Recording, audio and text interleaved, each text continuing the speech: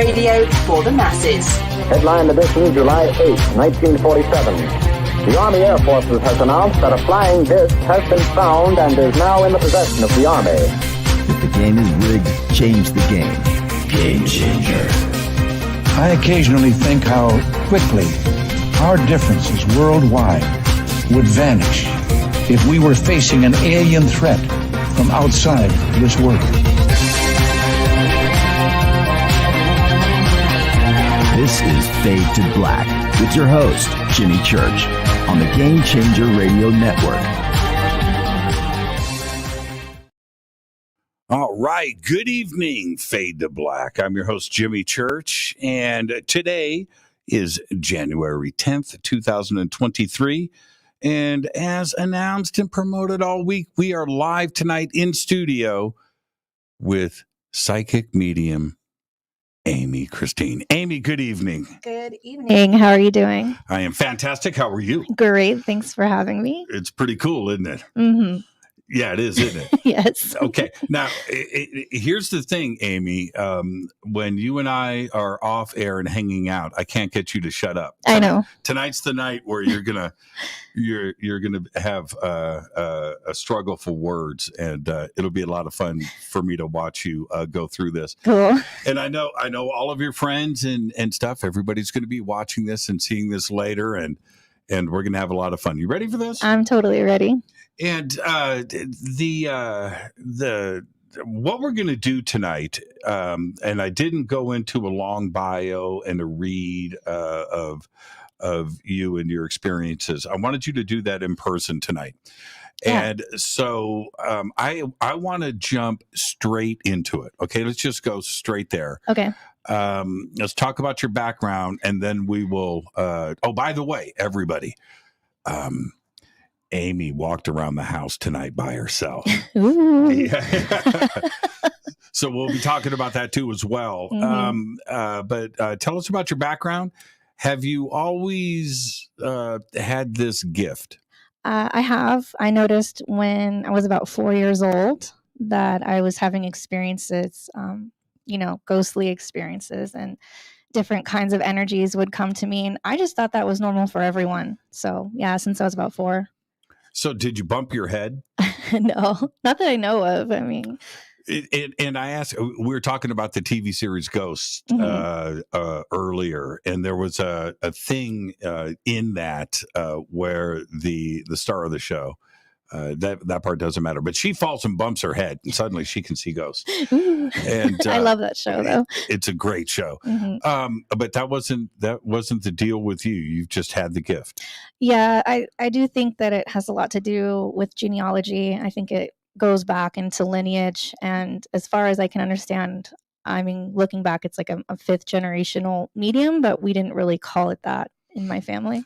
The other part about this, as we discuss, how all of this starts to develop over time.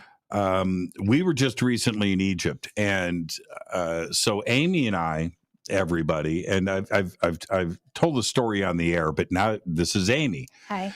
And so we're cruising up or down the Nile. I don't know which direction we were going in, but Amy and I are sitting up on top of the ship and drinking espresso and watching Egypt roll by. It's beautiful too, wasn't it? So amazing. So cool. It's epic. So we're up there, and I go, so where are you guys from? And she goes, Palmdale. And I go, oh, really? So am I. She goes, really? I go, no. And so, but this is the crazy thing. We find out accidentally that here we have, 80 people with us on this tour. Yep. And that we are from the same town, and Palmdale's this big. It's very small. You live 15 minutes from me. Yeah. We're neighbors. And that's a really cool thing. So yes, her and her, can I say fiance? Yeah, he's my fiance. They got engaged on the Egypt trip. Yeah, they're the ring. That was, man, I've never kept a secret like that. That was a rough one.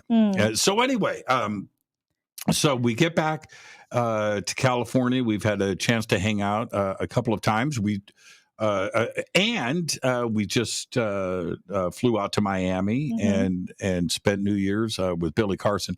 Now we're back here, and you are in the bunker tonight. So I wanted everybody to know how cool this is to have somebody like Amy with her talent to be a friend and a neighbor, and we get to do this live in the studio. It's very cool. So thank you. Yeah, thanks for having me. I'm really excited. Actually, I had talked to you at the Conscious Life Expo years ago. I was really impressed with the presentation you did. And that's where I met Billy and a couple of other people. And I walked up to you and I handed you my business card. And I'm pretty sure I said, hey, you want me to get that ghost out of your house? Well, and so check this out. I didn't tell you this. So this is another day and I'm up on top and I'm sitting with Billy, and then Amy walks by and goes to the other end of the boat.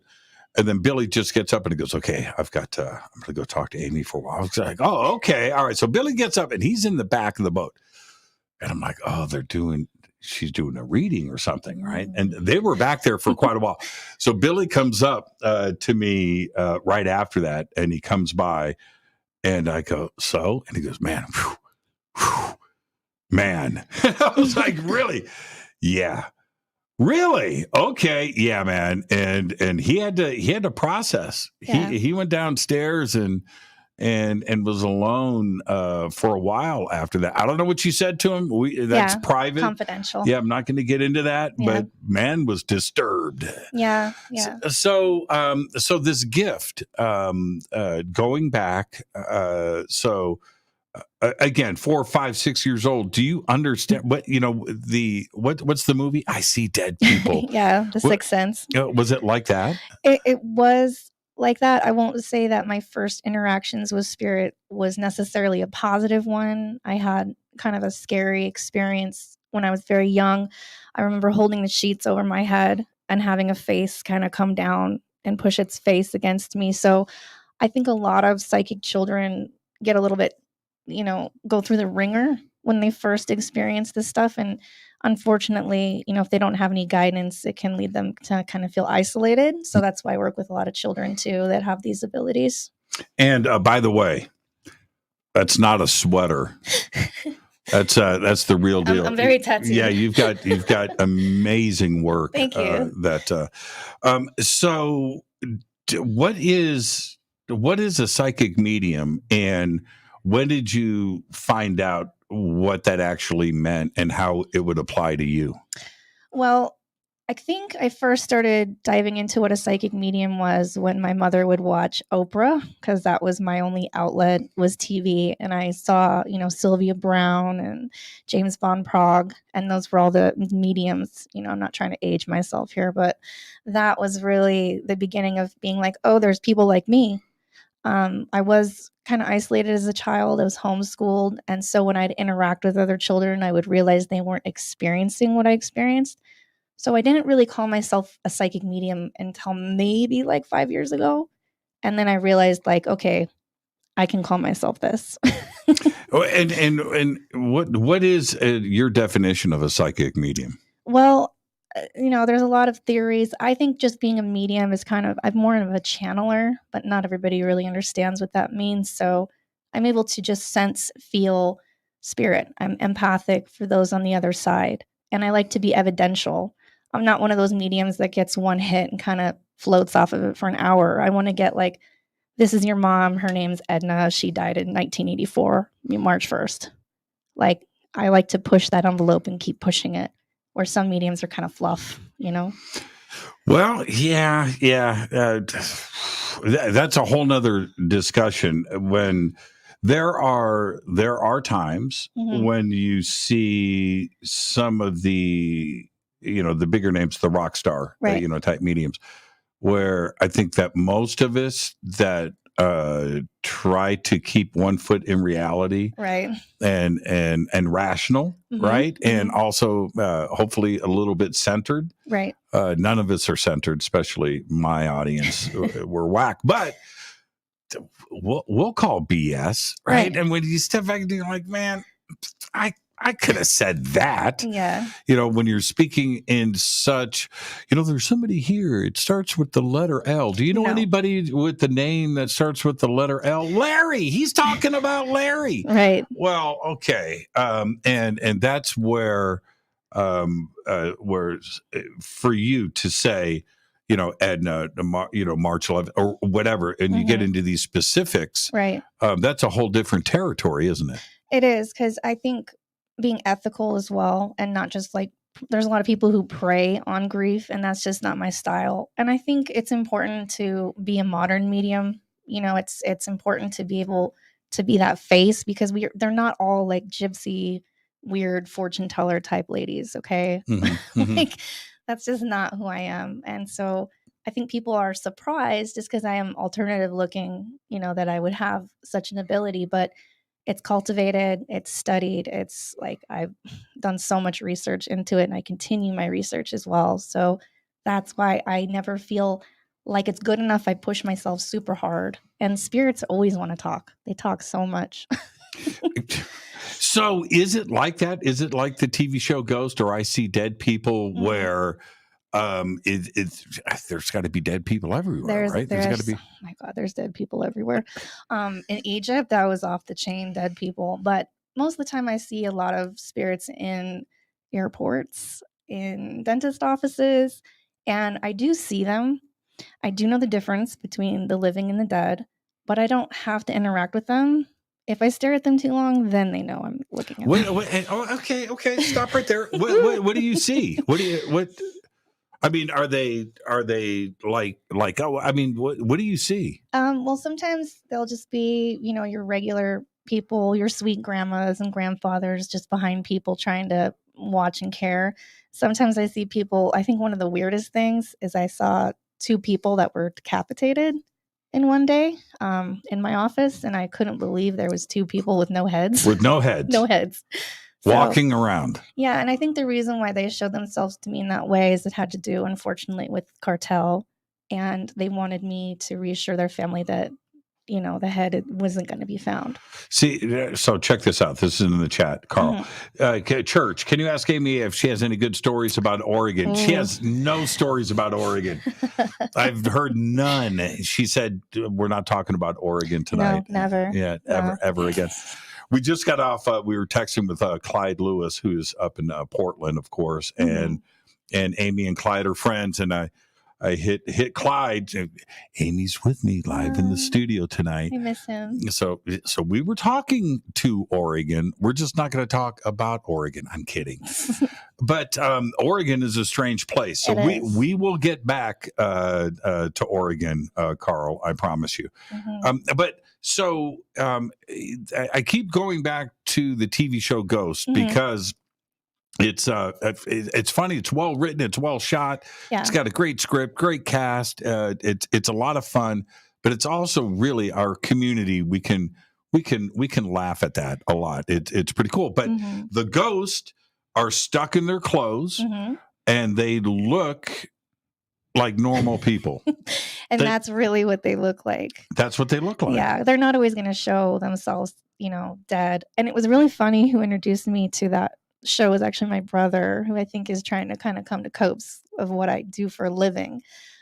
Because, he's never experienced a spirit. So he turned it on and was like, is this what your life is like? Jane just says, how do they communicate without heads? So now going back to the TV show Ghost, one of the ghosts is headless. Yep. And so he communicates with touch. Right. And so how... I know, right? I would say mind-to-mind communication, but that doesn't make sense because there's no brain there. Right. So it's basically the aura or energy. They're sending imprints or signatures of the spirit. So, I'm getting the sense that this person only speaks Spanish, and I'm getting the sense that he went over TJ. So they're able to still send communication to my brain, just not brain to brain in that instance. Look at these questions. Okay, this is really, I'm not going to pay a whole lot of attention to the chat room, but this is great. Can you read me, Amy? I don't know if we're going to get to that tonight. Oh, yeah. Here we go. Yeah, what do you think about tarot? And this kind of stuff is going to come in all night tonight because we are into this. Right. And this is the first time I've had a few mediums on the show, but to do this and for you to walk through this haunted ass house that I live in. It is. Yeah, it's haunted. So do you, we'll be talking about that. I don't know. I had Amy walk through and I know nothing. Okay, so we'll circle back to that. But how is it if you go to a dentist office or wherever? It must be just about everywhere you go. Well, I think a lot of people search out the paranormal, not realizing that it's everywhere. And when people are at a dentist office, they're filled with anxiety. So a lot of those spirits that aren't typically the nicest will like to kind of feed off of that anxiety and that energy. And that's why you get things like poltergeists that bother children, is because that's an easy fear of food, essentially. Right. And so it's interesting because I'll go in there with my light and just kind of, I have compassion for everyone, even people on the other side. So I'm not there to banish anyone. Sometimes they just want to have someone talk to them, or here, this is how I died. What is a clairsense? So there's a lot of different clairs, and people like to say clairvoyant, and that's clear seeing, clairsentient, knowing. There's clairgustiance. There's all different clairs. So it's kind of like, what's your specialty? So it's a psychic term. Okay, and what's your strongest?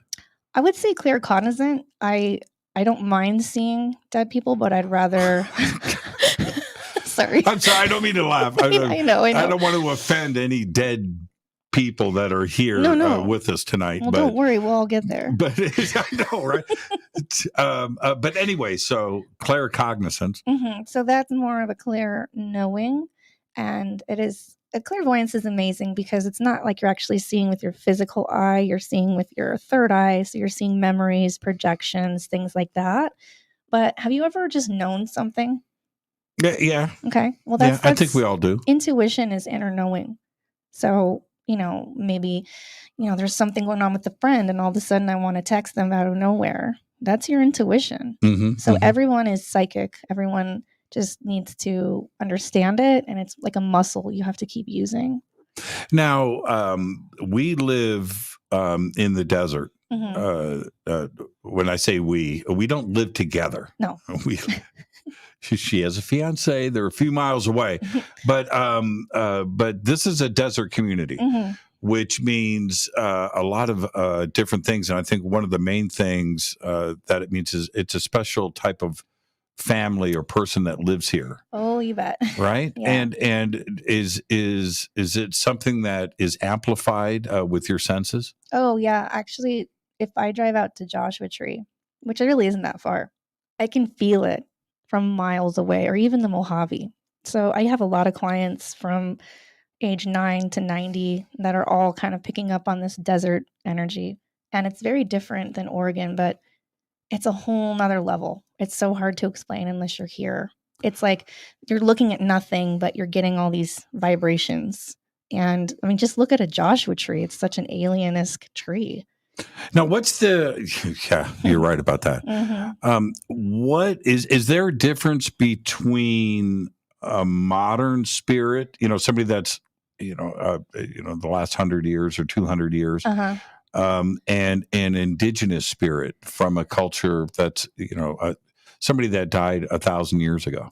Yeah. So indigenous people, typically I've never see them inside. They're outside caring for the land and the animals. And that's very much that cultural thing that they do. I think the person I talked to, like the longest time ago, was probably 1875. And then the youngest person I've ever spoken to was 3 years old. So spirit is spirit. It's energy. But it is weird to see people from different time frames. Well, okay. So I'm just going to ask you this once. What about Neanderthal, right? The cavemen. Yeah. How come we don't see spirits of dinosaurs? Well, dinosaur spirits are a thing. They are. They are a thing. I did not know that. Sometimes I think, in a way, it's hard for us to comprehend. I mean, who says the dinosaurs doesn't just jump into a different dimension and we're just seeing the bones? I mean, they could be still alive. And Neanderthal. Caveman, Cro-Magnon. I mean... Yeah, but I mean, I guess if I was to see that, like I said, I haven't seen anyone past or, before the 1800s. Mm-hmm. So I don't know if they've just lived so far beyond the veil or they're just super at peace. Yeah, that's an interesting point. So why do you think that is? I mean, we don't hear. It's not like we hear people talk about seeing, ghost of cavemen or cave women wandering. We don't hear that. Yeah. It probably wouldn't make that good of a movie either. No, I mean, it's interesting because, people that are deaf and blind and stuff, they're still able to communicate. So I would imagine if I met, somebody from that time, I would still be able. I mean, what would it be like me? Fire. Right. But I do know that I did go into a cave up in Washington. It's the Ape Caves, and I did, contact unconsciously some indigenous people, and they were from a very long time ago. Now, could it be? Now, I'm just supposing here. Mm-hmm. Could Bigfoot be a ghost? Could Bigfoot be a ghost of Neanderthal? Right? And right? Yeah, right? Absolutely. And the thing about Bigfoot is it's here too. They call it the Yucca monster. I don't know if you've heard about that in the desert. So they call it the Yucca monster here, and it's Bigfoot or Sasquatch, where I'm from. Here in Palmdale? Yeah, they call it the Yucca monster in the Mojave. Look it up. It's a real thing. It is not. The Yucca monster is a real thing. Okay, keep talking while I'm looking up the Yucca monster. So, growing up around indigenous people and hearing their stories about Sasquatch and being in the middle of the woods, knowing that no one else has ever been there. Wow, the Yucca man. How did you not know about the Yucca? Right here in the Mojave, the beast of the Yucca Flats. He's got his own Wikipedia page. I know, it's real. What? Yeah, I'm always out looking for him because get out of here. I think it's a shape-shifting energy that just jumps through portals because it's here, it's gone. It's very ape-like. I mean, it could totally be. This is a whole thing. I know. The Yucca monster. Look at this. That's why we're friends. Okay. Yeah. Let's see here. 1,690,000 Yucca monster hits. Mm-hmm. Wow. Okay. We want to go look for it. We can. I never knew that. I've seen a lot of crazy things out here, and so have you. This is crazy town, and it's a lot of fun. But once you get outside of Palmdale, and unless you've been here, most people don't understand. We've got the Muroc dry lake bed. Mm-hmm. It's the Mojave Desert from here to the other side of Nevada.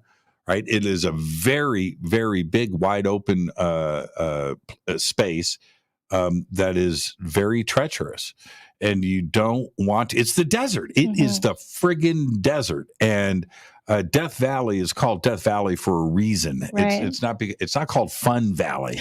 It's called Death Valley, and so I've been a little reticent, a little hesitant to head out unless you're going to go out with a group of friends. But it's so tempting because you've got the wide open. You only have to drive 2 miles from here, and it's just wide open desert. And it's out there now.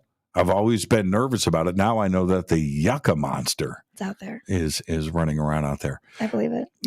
When I have seen you a few times walk into a room, we were in Egypt too as well, where you've gone, wow, man, there's shit going on here. Mm-hmm. Right? Big time. And you know what I loved about you in Egypt?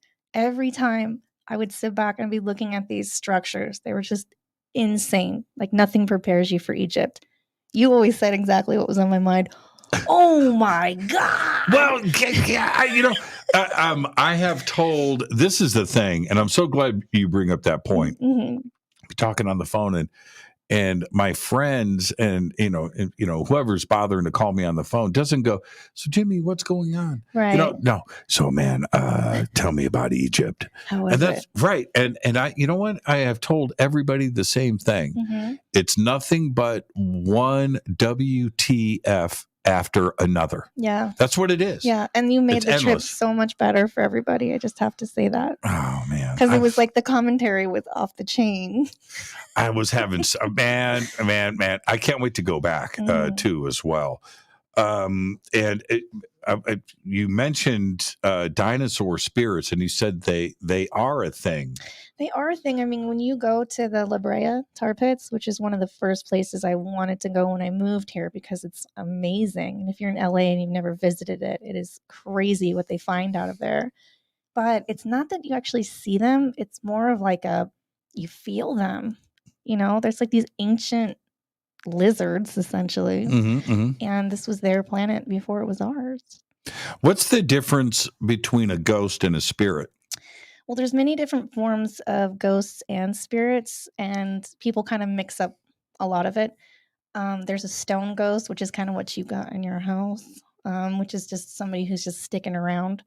A spirit, I would say, is more of somebody who's crossed fully to the other side. So ghost is kind of chilling here. Spirits completely crossed. I want to go back to the TV series Ghost. One of the things that they talk about is they haven't ascended.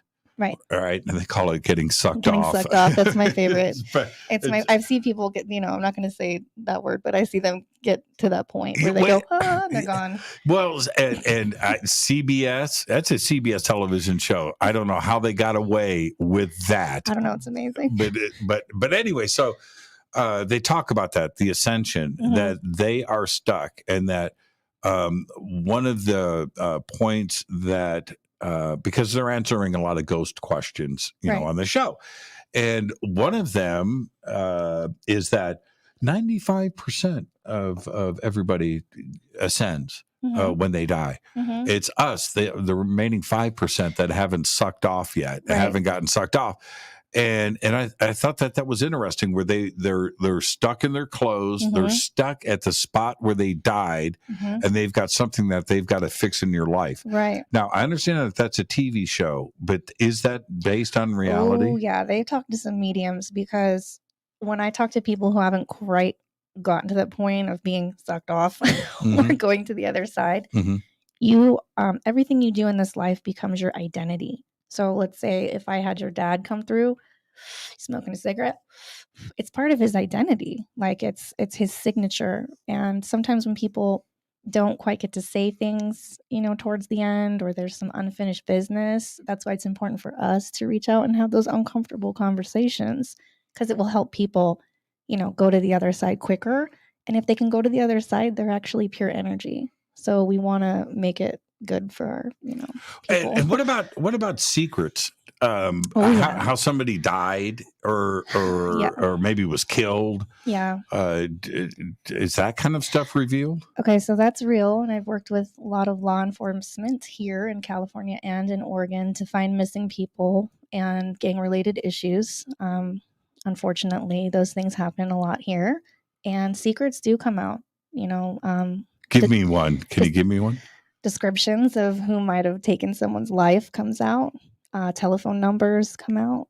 Really? Yeah, sometimes like bank combinations or email passwords. All kinds of stuff can come out. The when that happens, is a psychic medium's information like that? Is that evidence? Can that be used in court?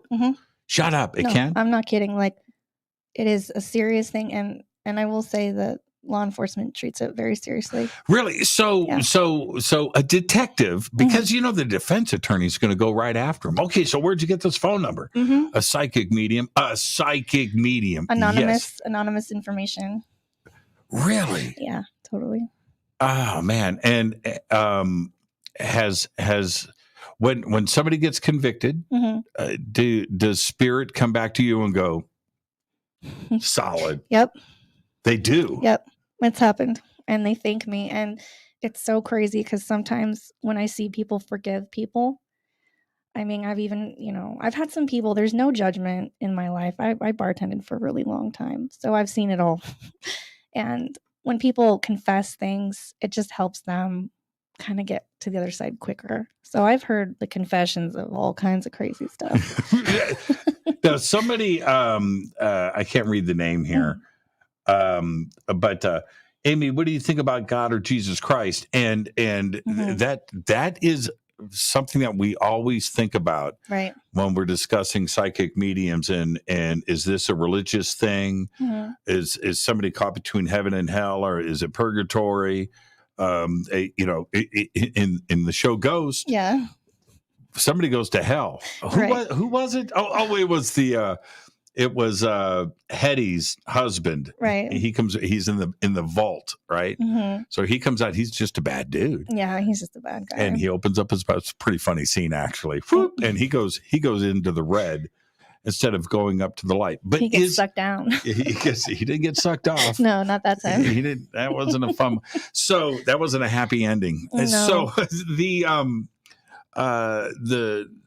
the religious side of this, where we start to discuss, God or Jesus or good versus evil. Right. Does that come into play for you? It does come into play. I'm a spiritualist, not necessarily a religious person. So I call it the all, the one, the source, the vibes, whatever you want to say.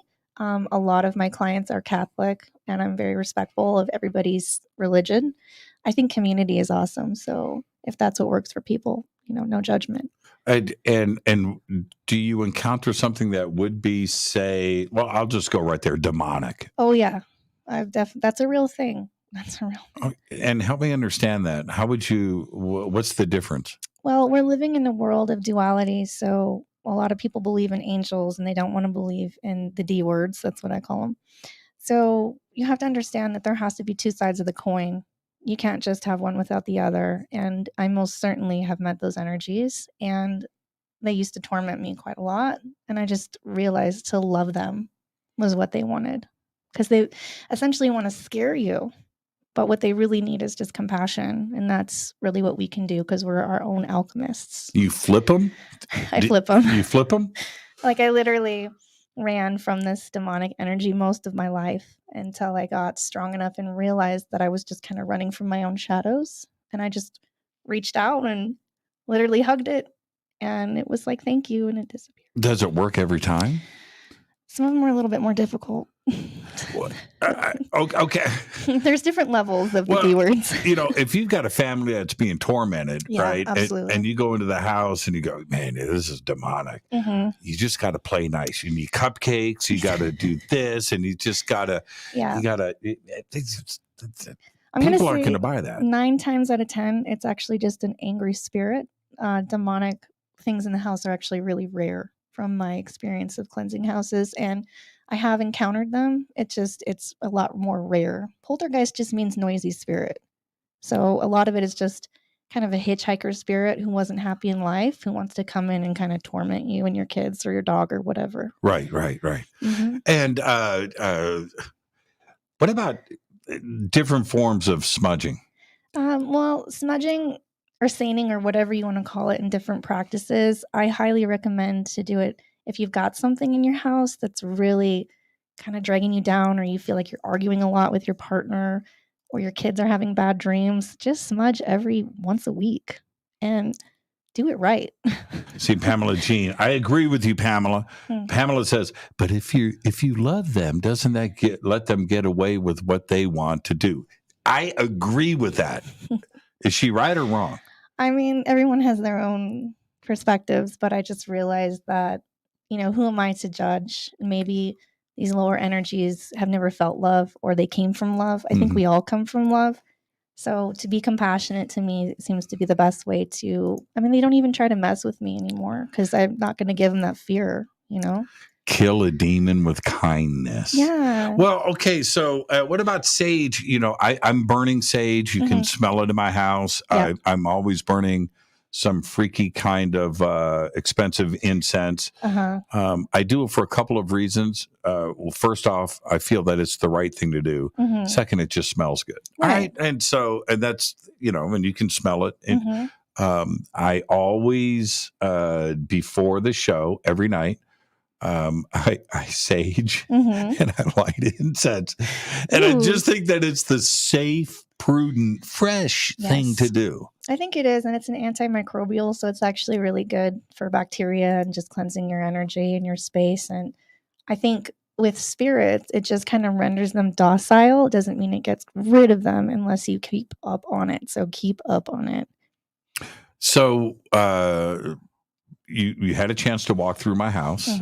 You've been here before, and you've heard some of the stories and some of the events that have gone on here. Yes. When I first moved in, the house was completely empty, and I felt I didn't feel anything negative, or I didn't feel that but it was kind of like it's too big and too empty. And we've all seen that movie. Right? Where the family pulls up in the station wagon, and it's the big dream house that was too cheap, and they walk through, and the kids are picking out bedrooms, and it's just big and it's spacious, and it's perfect. What could go wrong? Well, things do. And I felt that was kind of like this place. Right. It was too big and too empty.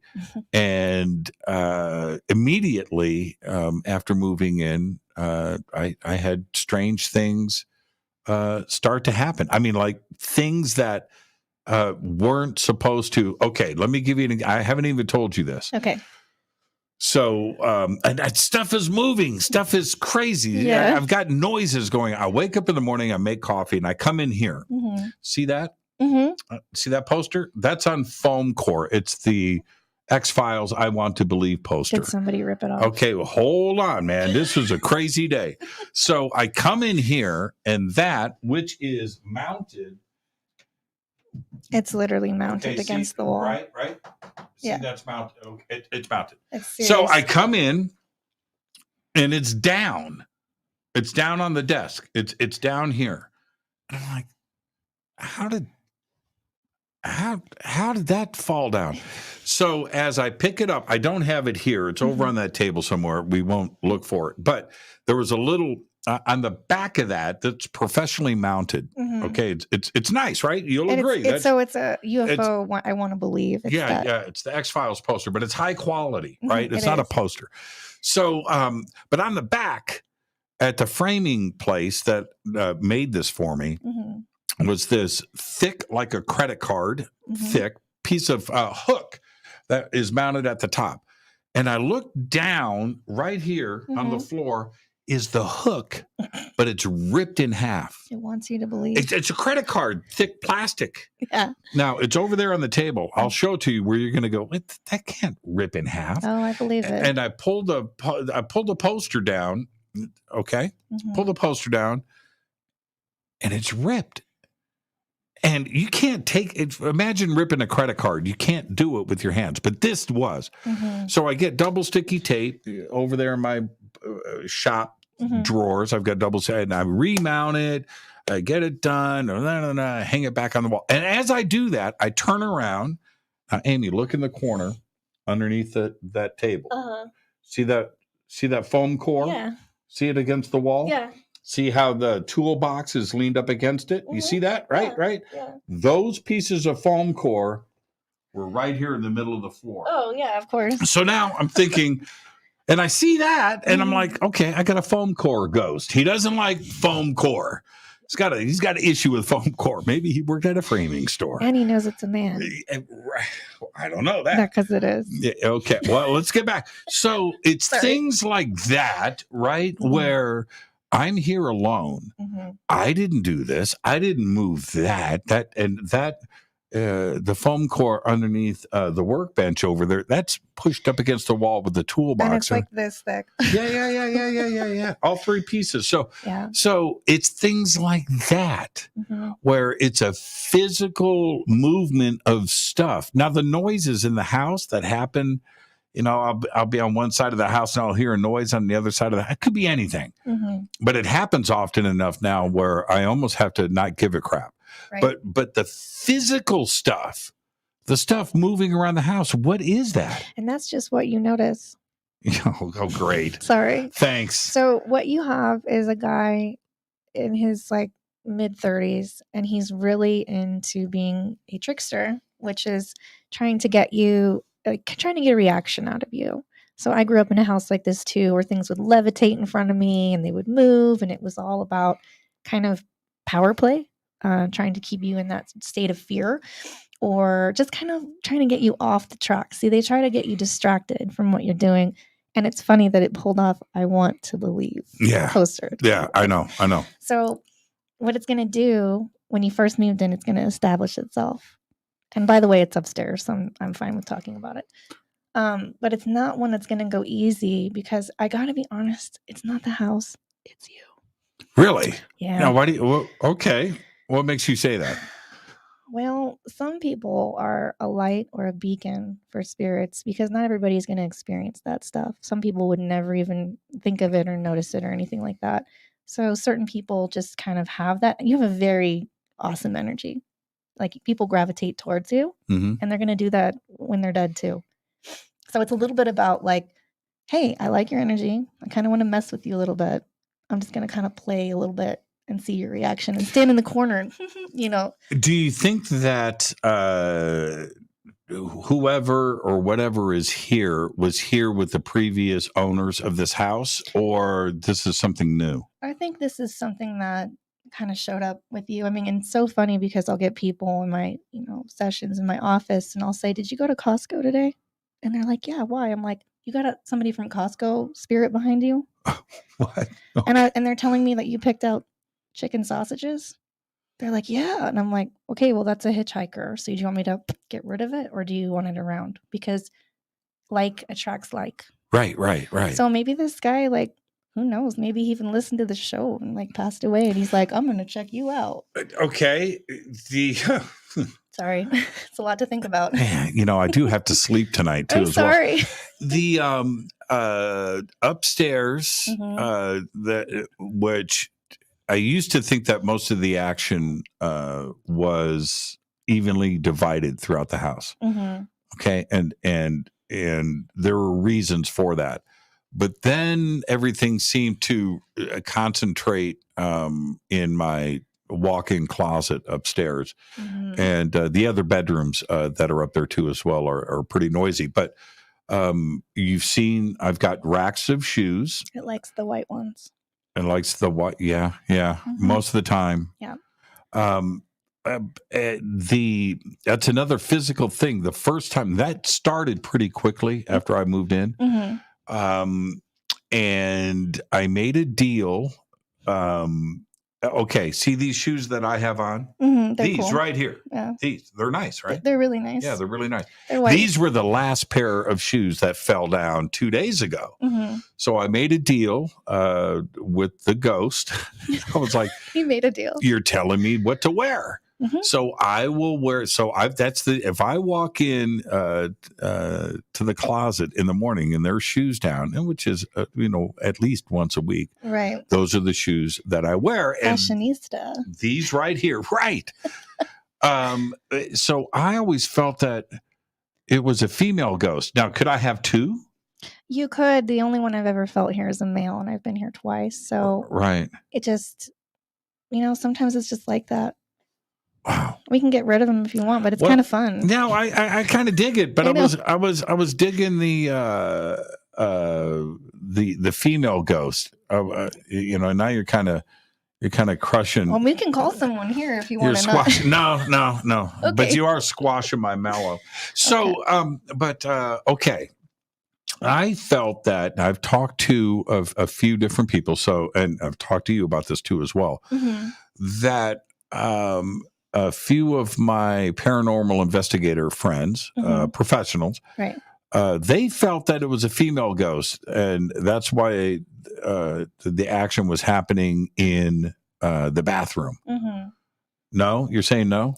Well, they're paranormal investigators, but are they mediums? But they also haven't been here. They're just going off of my information too as well. Yeah, so I have clients all over the world, and even in Australia, I can be doing like a Zoom call and I'm like, oh, you have a male spirit at the bottom of your stairs that messes with you every third night of the week.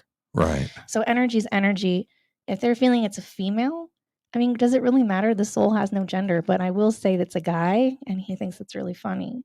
And the other thing, if you have a spirit in your home, it can give you really weird dreams. Why the bathroom and the footsteps that everybody has heard here? It's not just me. I've had plenty of friends over at the house. Have you heard footsteps? Were you here? I haven't, but it's interesting that you say it's around 10 o'clock. Yeah, usually 10, 10:30, 11 o'clock. Yeah. And that's when you just notice it. And the other thing is when you're downstairs and when it's upstairs, think about the tile that's up there. It's easier to hear. Mm-hmm. So it's walking around you all the time, but it's just easier for it to manifest. And water is the conductive energy. Mm-hmm. So the bathroom, sage it. Really? Mm-hmm. You know, I haven't done that. Mm-hmm. I haven't done that. And the ability, because where the family room is downstairs, the master bath is directly above the couch that's back there in the family room. So, but that's a tile floor in the bathroom, so you can hear the footsteps. So you're sitting on in the family room downstairs, and you can hear it. You can see the arch that walks around, and when and then the footsteps stop here. So I took you upstairs to show you where that goes, and then where the footsteps stop, that's at the edge of the bathtub. Well, what's going on? Well, this is all, think about it. Footsteps, your shoes. It's all just to get your attention. Is it? Yeah. I mean, and that's the other thing too. Like, I want to believe like it's establishing itself. It wants to be talked about. Here we are talking about it. It's pleased as punch upstairs. Like, oh yes, talk about me. I'm so important. That's what these spirits do sometimes. They want to be seen. They want to be, act like they're still alive. By the way, every spirit, I'm sorry, they know they're dead. So that's a total myth. When people say like, oh, they don't know they're dead. That's a total lie. You're telling me if you died and you jumped out of your body and you saw yourself dead, you wouldn't know? Yeah, you would know you were dead. Yeah, that's a Hollywood movie thing. Really? Yeah, 100%. Okay. Yeah. Let's see what this is here. This is a long question. Oy. Let's see. Can you ask Amy, why do I keep saying, 11:11? It's 7-11 too as well. Okay. Okay. All of the time for the last 10 years, almost daily, shadows, light orbs, UAPs, pretty please. Okay, so wait a minute. That's a lot to unpack. That's a whole laundry list. What is it about? I laugh now because I do it every single. I'd never look at my clock in the living room, but the one time a day that I do look is at 11:11. What's that about? I don't know. So a lot of people call that angel numbers, synchronicities. As anyone knows, the whole entire planet, our existence is all mathematical, and that's been proven by science and spirituality. So sometimes it's just an homage. I always see 1 as 4. I actually see it as like strength, or you're on the right path. Do you do it too? I do it too, but I get 1, 2, 3, 4. Do you really? All the time. And it's weird because I don't really look at my phone that often, but when I pick it up, I just think it's funny. And I used to screen caption it, and I'm like, wow, look at this. And now like 3 years later, I'm like, okay, whatever. So people call it angel numbers, synchronicity. I just say, when you see that stuff, just stop for a moment and ask yourself what it means instead of looking it up or assuming it means something.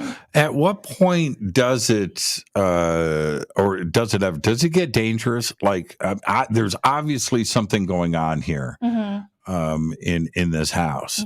I've given in. I'm not angry. Right. I'm sitting here talking to ghosts now. Yes, you are. And I don't want to be the weird guy, but it's the reality of it. And rather than freak myself out, right, or do something that isn't rational, like I'm not going to bring in somebody to clear it, or I'm just not going to go there. I don't want to aggravate, but I also don't want to freak myself out with this. So I'm just cooperating. Yeah, but you are safe. This is your dimension. And if it ever gets to a place where you feel uncomfortable, just know that saging, first and foremost, is what you want to do. And it's saging every area of the house. And whenever I sage, I always say, you're welcome to leave. Do you sage just once, or do you do a maintenance sage? For me, it's a maintenance because it's every 7 days. Okay. Yeah, that's for me. That's because I'm, constantly speaking to spirits, and they know better not to follow me home though, because I do it a lot. And what does it ever get, bad? Is there a point where it's something that you need to worry about? It can, but as long as you assert yourself, I mean, again, this is your dimension, this is your home, and when you sage and say you're welcome to leave, a lot of the times that energy will just take off. Kim Jellin just says in Twitter, Mm-hmm. okay, if they can rip a credit card, can they locate and replace the ones I can't find? For real. I have now. I definitely don't want to sound. I don't want to sound crazy or like I'm making stuff up. Right. I don't want to, or that I'm imagining things, or that this is some kind of crazy psychosis. Mm-mm. But, and without getting into specifics, but I have noticed, Mm-hmm. not a lot, but I have noticed a few times where things have been moved, Mm-hmm. like from one side of the house to the other, Mm-hmm. where I know, like, and it's not, hasn't been an immediate thing. It's like a couple of days later. Right. And I'm like, wait a minute. Mm-hmm. All right. And this by myself. So a couple of days ago, this happened, just like 3 days ago. And I was with you. Mm-hmm. I had left the house, Mm-hmm. right? And you and Romeo and I, we went out to lunch, right? More of what's a dinner lunch? What's that called? I don't know. Well, that's what we did. Casual grazing. Yeah, casual grazing. We were in between lunch and dinner. Mm-hmm. It was fantastic. Anyway, so I got back and something was moved. Uh-huh. And somebody was in the house. Mm-hmm. So I checked my alarm system, and I've got a gnarly alarm system here, right? Security system. Right. So I'm scrolling through. Nothing was tripped. Mm-hmm. Nothing. Yeah. Nothing was tripped. So something moved inside of the house. Mm-hmm. What is up with that? And is that something that's common? Yeah. I mean, when I was young, especially in the bathroom, and that's kind of what I'm talking about with your bathroom, the water being the conduit to promote that energy, I would have things like, ooh, levitate and slam against the wall. I didn't have the security system you have, but it's moving things ever so slightly to not detect. You got to remember, this energy is around, watching, knowing, sensing, doing little things to get your attention. So if it's not harming you and it's being playful, that's fine. But if you start having bad dreams, or if it starts making you feel really uncomfortable, you wouldn't let a stranger in your house. So what's the best sage to use, or does it matter? I mean, it's really intentional. I know a lot of people use white sage. You can use cedar. You can use Palo Santo. You can use even incense to kind of set an intention and just saying, I'm going to clear my house. But white sage, even though it's, get into all that appropriation, but just use it. Honestly, if it's a really bad white sage. Look who's hanging out with us tonight. Who's that? The Leo King is here. Oh. David Lawrence Palmer. One of the great astrologers in the world. Wow. Hello, David, and he's the best, and he's going to be with us at Conscious Life Expo too as well. He's going to be DJing. Awesome! I can't wait. I'm gonna get my white groove on. I'll be there. Yeah. So, but he says I look at sage as antibiotics, and I use it when needed. Mm-hmm. He says lots of laughs, but I think no, he's being real. Yeah. I think there is something to that, mm-hmm. And I don't believe that that's the real David Palmer. David, text me right now and go, "It's me, fool. It's me, fool." He says you're awesome, by the way. There you go. Thank you. And he's been here to the house too as well. He knows he knows the wackiness of this place. But I have given in. I don't want it to be a negative experience. Mm-hmm. There are too many times where, and I want your advice on this, mm-hmm. where it's late at night, it's quiet, right? I'm watching TV, whatever, it's midnight, Right. and I'm upstairs, and I'll hear something, right? I don't get out of bed. No, good. No, I don't. I Don't don't even want address to. it. I don't want to go look. No, you don't have to. So what do I do? Honestly, the more energy you give it, and that's the first thing I ask people. Are you shouting at the spirit in your house? Well, yeah, I told it to leave me alone. I'm like, did it get worse? They're like, yeah. I'm like, mm-hmm. So when you give it that energy. Interesting. Yeah. When you give it that energy, that's what it's looking for. Well,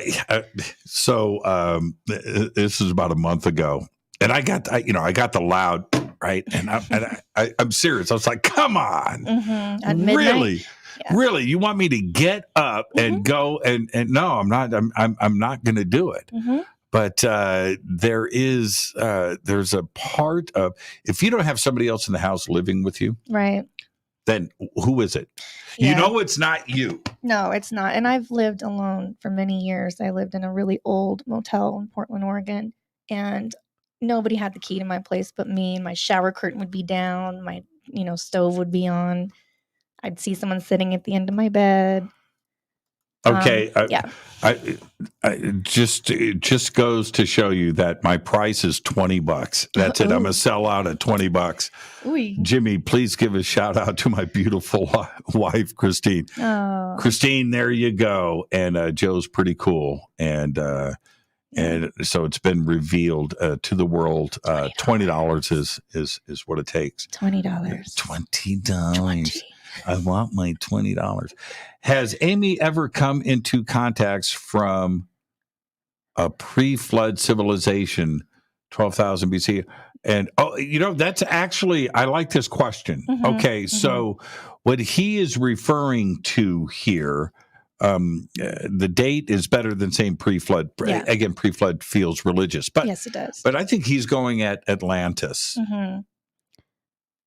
There's a lot of people here that used to live in Atlantis. Really? Yeah. And how do you know that? Well, a lot of people, especially psychic people or people that have abilities or what we call star seeds, they have lineage to Atlantis. So the soul just keeps recycling. Right. Yeah. So I've definitely spoke with beings, and that's not every medium is going to talk to different beings, but yes, I've spoken to a lot of things that have lived in Atlantis. Well, and certainly Egypt has got to have a lot of that action going on. Oh, Egypt was a whole nother thing. And there was spirits, and there was ancient spirits, and there was the common people.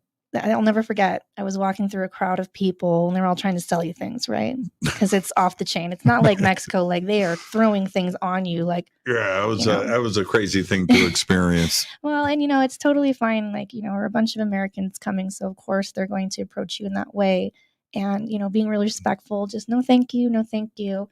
And I'll look down, and I saw these beautiful beads in someone's hand, and I thought, wow, those are so gorgeous. Those are like a lapis, beautiful beads. I want those. And then I realized it was a ghost.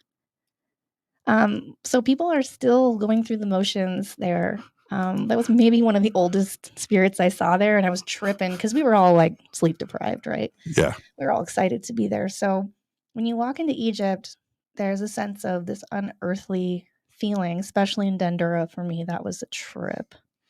Dendera was strong. Abydos was strong. It was. Yeah. The island of Philae, the Temple of Isis. I had a couple of moments there. Strangely enough, let me ask you this. The one, I think people have such, oh, by the way, David Lawrence Palmer just said, yeah. $20 holla. You're 1 penny off. Leo, come on. You're 1 penny away. And David and I sat outside sky watching till 4 a.m. One night with some friends. It was the greatest time ever. He says, I owe you a penny. Hey, David, can I do the show now? Can I get back to the show? Can I get back like to him. He's the absolute very, very best. He's a Leo, huh? Yeah. I love Leos. But David, David, I'm just going to throw you under the bus. He's going to give me the penny at CLE. Okay. You asked me before the show if language was a concern for the show. And I said, well, I don't really, but you can say whatever you want, but Yeah. I try to keep it clean. One of the things I love about David Palmer, the Leo King, is, and especially for an astrologer, where we're in a sensitive community, and people sometimes, their emotions are why they're here, and it's a spiritual journey that they're on and stuff. But David just talks, right? That's a Leo energy. Yeah. And it just comes out. I remember I'm just like, we were doing an event together, and I introduced him, and I was sitting there listening to him talk to the crowd, and he just speaks like, whatever you're going to do privately, that's what you get on camera or on stage. And I love that part about him. He's as honest as anybody that you're ever going to meet. So, enough about David. David, I'll see you in a couple of weeks. I'll see you too. And you can hang out with Amy. Yeah. Let's take a break right here. This is Fade to Black. We'll be right back. This is Jimmy Church of Fade to Black. Please visit all of our sponsors. We're taking a quick break here. All of the links are below. We'll be right back. Check out Billy Carson's Forbidden Knowledge. ForbiddenKnowledge.com or ForbiddenKnowledge.tv, where you can get access to over 6,000 videos, movies, TV series, exclusive documentaries like the Black Knight Satellite. You can do it all for just $7.77 per month or $77 per year after the 3-day trial, which is also totally free to check out. It's all simple to do. Billy Carson is the best. It's simple. ForbiddenKnowledge.com or ForbiddenKnowledge.tv. That's the number 4BK. I will be hosting and emceeing the Conscious Life Expo this February 10th through the 13th at the LAX Hilton right here in Los Angeles, California. 200 speakers, including Linda Moulton Howe, Bashar, Deborah King, George Norrie, Daniel Sheehan, Scott Walter Johnstone, and David Wolf. Over 200 vendors, special events. This is the biggest event of its kind on planet Earth. You've got to come and hang out with all of us. Tickets and info at ConsciousLifeExpo.com. The links are below. On Saturday, April 1st, that's right, April Fool's Day 2023, I will be hosting the Parapod Festival at the Hyatt Regency right here in Valencia, California. It's a live one-day podcast awards. It's a film festival. It's a full-on media event. We're going to have sky watching. There's going to be a Lifetime Achievement Award presented to Linda Moulton Howe. Right now, you can submit your podcast, your film, your TV series, any of your paranormal media for consideration. You can do all of that on the links below. For info and tickets, go to parapodfilmfest.com. That's parapodfilmfest.com. April 7th through the 14th, 2023, I'll be hosting and presenting on the Hidden Secrets Seminar at Sea Cruise. From Los Angeles to the Mexican Riviera on the Navigator of the Seas. That's right, up top, a giant water slide. You've got to check out the Navigator of the Seas. It's amazing. We've got Scott Walter, Adam Apollo, Nick Pope, Brad Olson, Vivian Chauvet, Jason Shirka, Robert Grant, Ruben Langdon, and another 12 amazing speakers and presenters. It's all simple to do. Just visit divinetravels.com/Hidden Secrets 2023. You know you want to go on a cruise with me. River Moon Coffee, makers of the Fade to Black blend. Truly the best coffee on planet Earth. Just visit rivermoonwellness.com or their Amazon store. It's all simple to do. You can check out the Fade to Black blend, the Game Changer blend, or any of their Black Moon Wellness products. It's the only coffee I drink. It is the best, and it's Doc. Again, rivermoonwellness.com.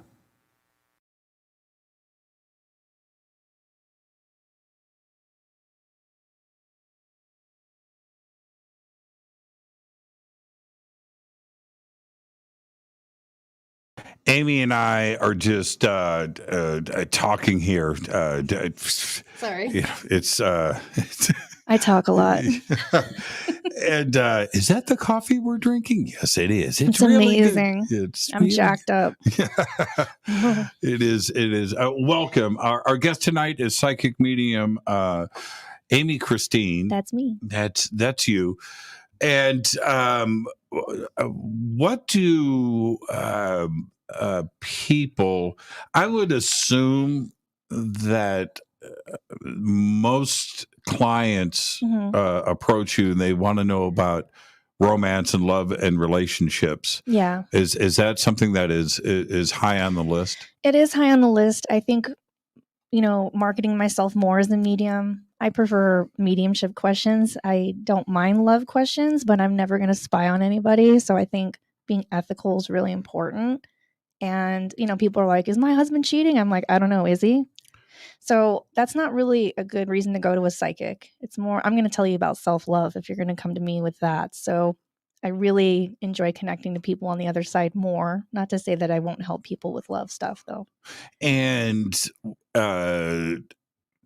obviously, somebody's mom has died, sister, things like that. And they want to. My mom, I don't want to get into this tonight. We're not going to do this live on the air. No. But my mom passed away 5 years ago during the show, by the way, right before the show. And I was flying out the next morning, and I knew that she had been in the hospital for a couple of weeks, and it was time. So I was flying back to Florida. I didn't make it.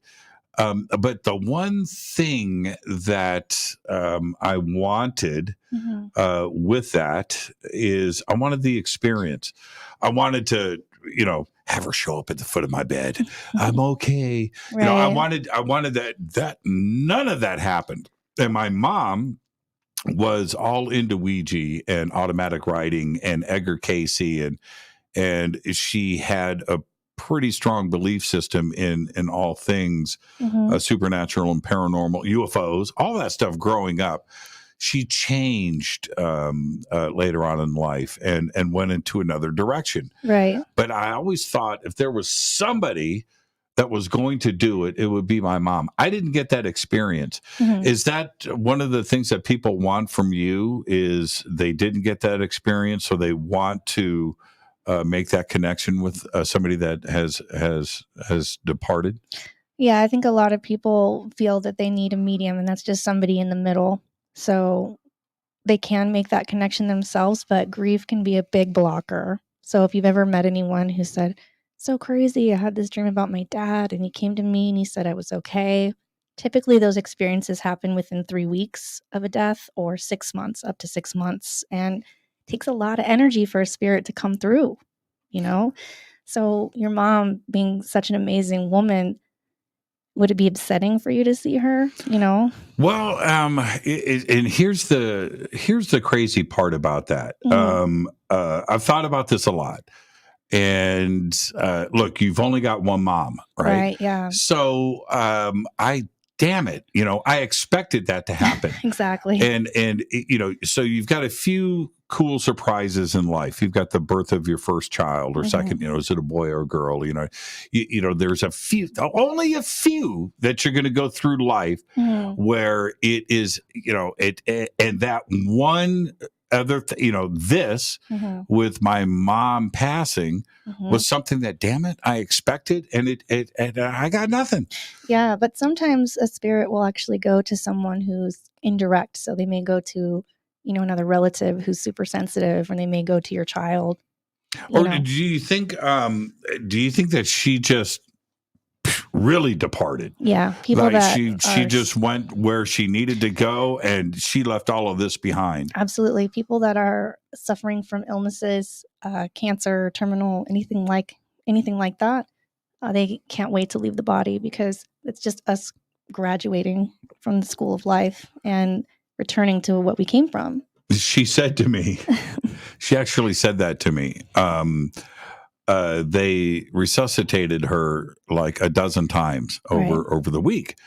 And I was talking to her on the phone. She goes, man, just let me go. Yeah. And I'm like, Mom, I'm flying out. Yeah, I know, Jimmy, I want to see you too. But Jesus, Yeah. they keep bringing me back. Yeah. And I pretty much, I'm good. I'm good. I need to go. Yeah. She literally said that to me, Amy. Yeah. Yeah. Mm-hmm. So she got it. She knew. She split. She was done. Yeah. And I don't tell a lot of people, but I guess I'm confessing it now. I've had a near-death experience, and it was really hard to want to return to this life because on that side, it's just effortless. Yeah. I kind of had one too, and I rather enjoyed the experience. I know, and I know that it's a strange thing to say, and I love my life and the reason why I'm here and my daughter and all of that. Okay, so I'm not saying I would have given all of that up. That's not my point. Right. But when I came out of the coma, I was in a coma for 4 days, and during that 4 days, I came and went a few times, and I didn't know that I came and went a few times. I was told that later, a couple of weeks later, by one of the nurses, which kind of freaked me out. I was 20 years old at the time, but anyway, when I came out of that coma, and there was a preacher, a man of the cloth. He had the thing on the collar. So it's Catholic, I guess, right? I don't know. So anyway, he's black, and he's reading a Bible, right? He's sitting next to my bed in the hospital room. And when I came to and my eyes popped up, I freaked him out. I freaked myself. I'm like, where am I? What's going on? Okay. And I'm trying to figure out, but this is what I was like, man, I want to go back. Right. And he's calling the doctors, right? They're all flooding in. He's awake. He's awake. And I'm like, I want to go back. Man. Yeah. That was so cool. Yeah. That was just amazing. An experiencer always knows an experiencer. I always know when people have had, a brush with that. And everything changes when you come back. Everything. And why, with your experience, is the word enjoy right? I mean, I wouldn't say it was unenjoyable. It wasn't enjoyable to wake up and be back in the body because that was kind of a traumatic, experience. It was like being grand slammed back in your body. Right. But I drowned, so that was a little bit different. But I knew if I turned around, and I was having these conversations with all these energies, and they're like, if you turn around, you can be with us. And I said, I can't go yet. And they said, okay. Oh. And so I remember I was looking down at my body and thinking, wow, she looks terrible. All the color's gone. I mean, I'm already really white, but the color was really gone from my face. And when I came back, I was just like a different person. Really? Yeah, I didn't want to be in the relationship I was in. I started seeing spirits a lot more. People would come up to me and say, oh, you're an indigo. Do you know what that is? And I'd say, yeah. How old were you? I was 22. Mm-hmm. Yeah. So, I'm not going to age myself, but that was quite a long time ago. And when people have had near-death experiences, they have a different energy around their aura. It's like kind of like a white sheen to them. And so I always hold space for people who have had it because it's totally life-changing. It was for me. I was the only way that I can explain it, and I've heard other people talk about NDEs in a similar way, except for mine was nothing like anybody else's described. You hear, the light at the end of the tunnel, or this, the Akashic records. No, it wasn't like that for me either. No, I was in this dark space. I couldn't see the floor. I couldn't see the walls. There was a light coming down from above, and I was sitting at a table writing music. Right. That's what I was doing. I was like in my bliss, right? Yes. I was like, that's it, man. I mean, look at my little shrine in here, right? Yeah, what's going. So impressive, actually. And It is pretty cool, though, isn't it? It's epic. It's insane in here. I mean, you Yeah, don't even it's have to pretty be cool. into music to enjoy all this. It's incredible. You know what I love about this room? Because people only see this dimension here, this 2-dimension, but Right, it's the whole room. it's the whole room, all 4 walls. And when I light it up, like I did for you, right? Mhm. So it's all lit up in here. When people walk in here, I just love watching their face. They're like, what? Amazing. Yeah, I love that part of it. I'm being straight. It's pretty cool for me. No, it's dope. Yeah, it's pretty cool in here. It's But dope. that's what I went through. Right. And it was this whole thing, and so I come out Mhm. of the coma, and they are doing all these medical things and poking me and needles and Mhm. and stuff. And I wanted to go back. Yeah. The warmth. There was this bliss is the right word. There was this Complete ecstasy. Oh my God! Yeah, Right. it's undescribable. If I could have the perfect environment, besides like this space here, right? This is kind of what this space is. I'm recreating that feeling. that feeling, that Mhm. bliss. Yeah, and it's so incredible because everyone's story is different. And of course, everybody wants to talk about the tunnel and the light, but it's not always like that. And like I said, when you come out of it, I don't know, there's just something different. Like things are different. It's almost like people just are drawn to you. Like you go to the store and they're like, hey, do you know where this is? Like you work there. You just have an aura or a presence about you, and then you meet other experiencers, and there's a commonality there.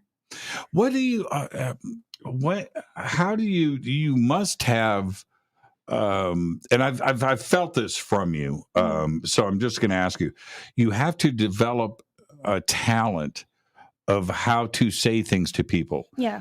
Because you don't want to freak them out. No, and I think that like I have so many different types of clients, and I'm super respectful. I never do drive-by readings. I would never do that. It's like, the Long Island medium. Oh, I got your mother here. I'm in the grocery store. You got a ring on. No, that's unacceptable because you don't know where somebody's grief is. And, right. And grief, it changes over time. It just gets different, never really easier. And so, who would I be to do that to someone that could totally derail them? Right. So being ethical, learning how to use my communication skills and always being comforting, like putting myself in their position. And I never even use the word death, to be honest. Say that again? I never use the word death. Oh. I'm like, so when your father ascended. Right. Or when he graduated. Right. And I always say it doesn't have to be a super negative thing. You only get 2 times in your life, and I've been saying this for a while, that are uniquely yours: when you're born and when you pass. Pretty much, yeah. Yeah, but being evidential, I mean, just looking on a piece of paper and writing down all this information or just chit-chatting with people, to me, I'm not scared to death because it's just proven to me every day that we never stop. We just continue. Do people need validation from you? Yeah. I mean, are you automatically full of shit until you give them the one thing that is right? When you say evidential? Yeah, evidential is like, I don't say, I have somebody here. I think their name's Mary. I don't guess. Right. Like I said, I pull someone through and I'm like, hey, we can talk to these people or not. But this is their favorite song. This is how they passed. Right. This is their birthday. And then they're talking about your 2 kids. If you get really comfortable, and I've had people who are atheists talk to me on the other side too. And they're like, holy crap, this is real. Right. And they feel humbled. They may not be in what we call heaven or that kind of space. They're in where they're comfortable. You must have had the ultimate skeptic, right? Oh, come on. Oh, This is just stop with this. Yeah. And then something happens. Mm-hmm. And oh, yeah, do they freak? Absolutely. I've had people who are in the military that their wives sent them, and they just cross their arms and they're like, what do you got? Mm-hmm, mm-hmm. And I love a good challenge. Right. Because it's not about proving anything. To me, I'm just delivering a message. And typically they'll start weeping like a baby. And of course, I have a bunch of tissue. I should buy stock in tissue. But I just say, hey, it's better out than in. And this is a safe space. So go ahead and cry. I mean, these are your family members. You got every rhyme, reason. People cry the most, though, over pets. You just read my mind. Yeah, I know. Okay, I'm good so at that. I mean, because I've been to a lot of funerals, right? And as you get older, that just becomes more and more.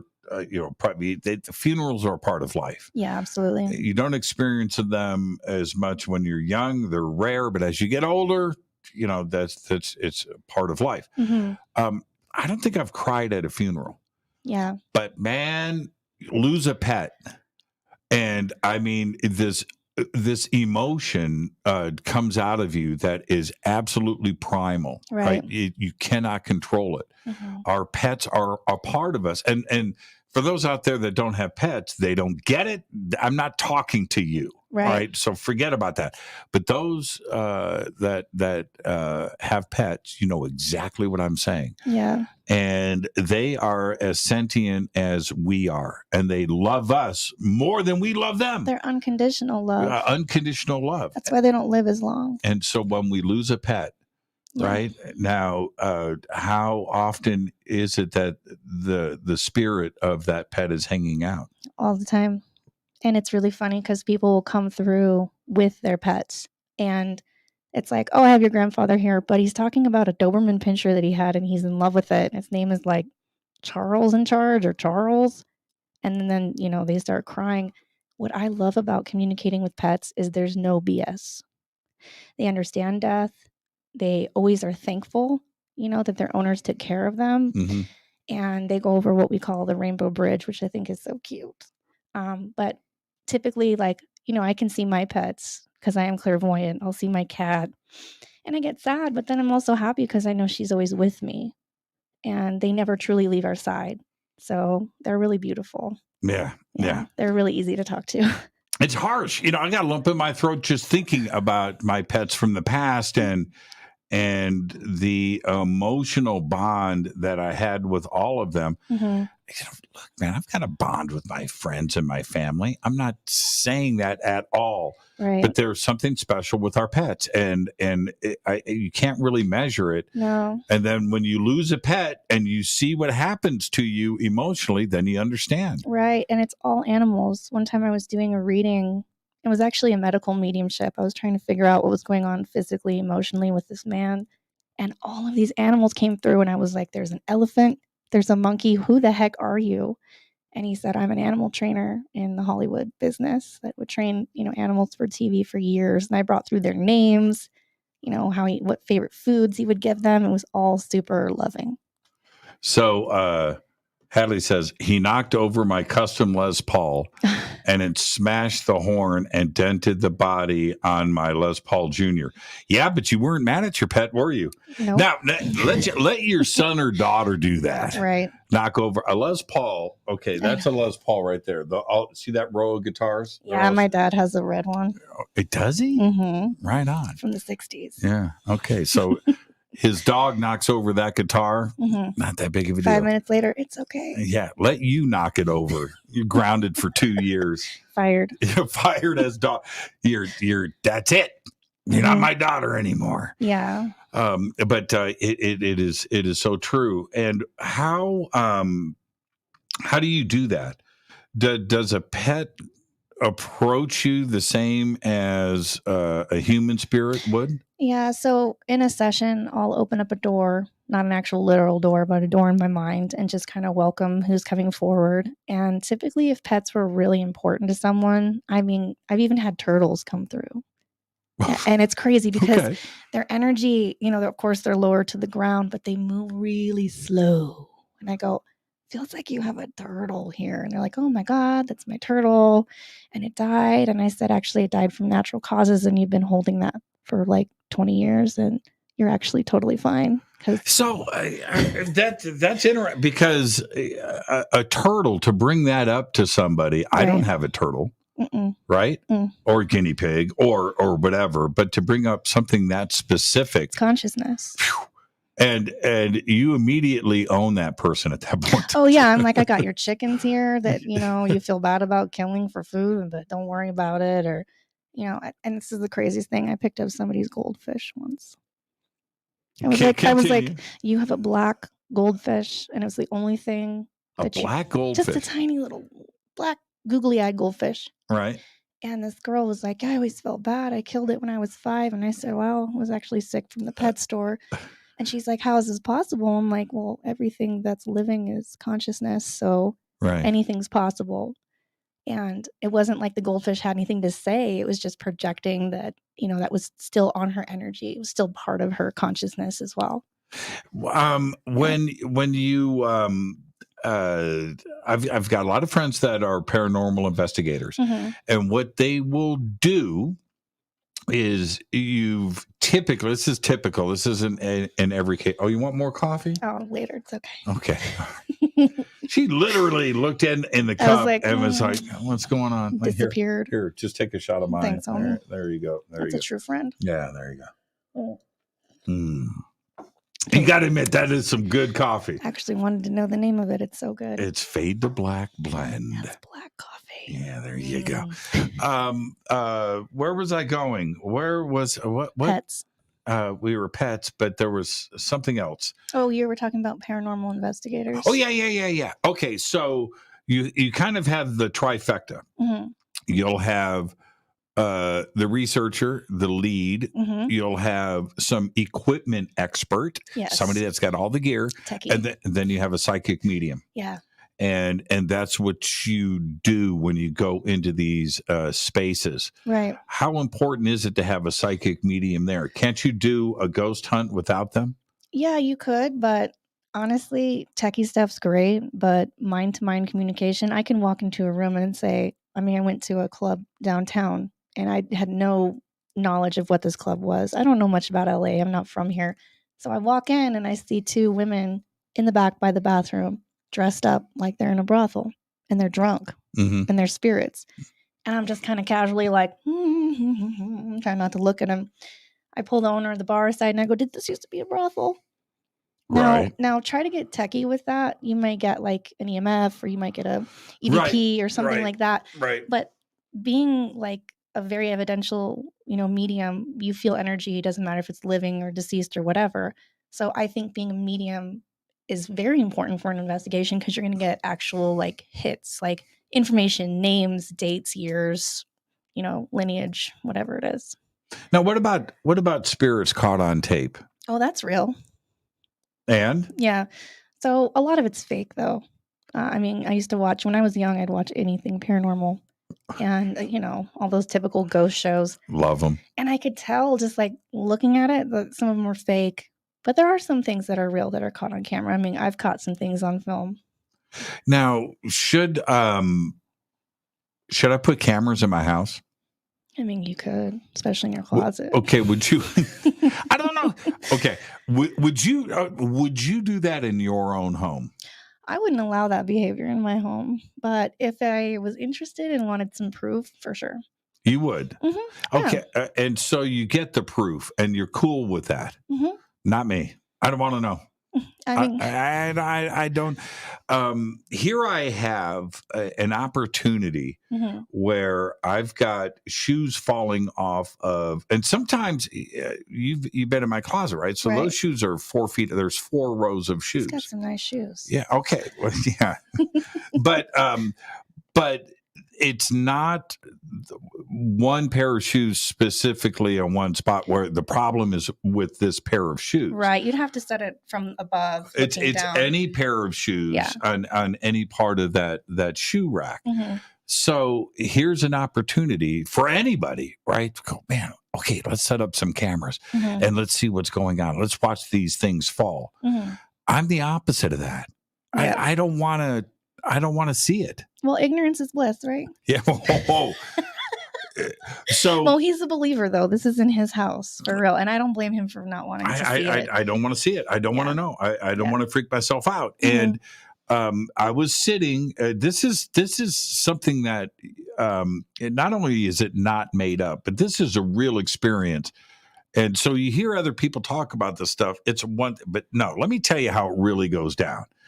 I'm sitting in bed, and I hear at this moment of silence in the house, I hear a pair of shoes fall in the closet. Boom, boom, boom, right? And they stayed right there. I'm like, I'm not getting up. I don't want to know. I'll check it out in the morning.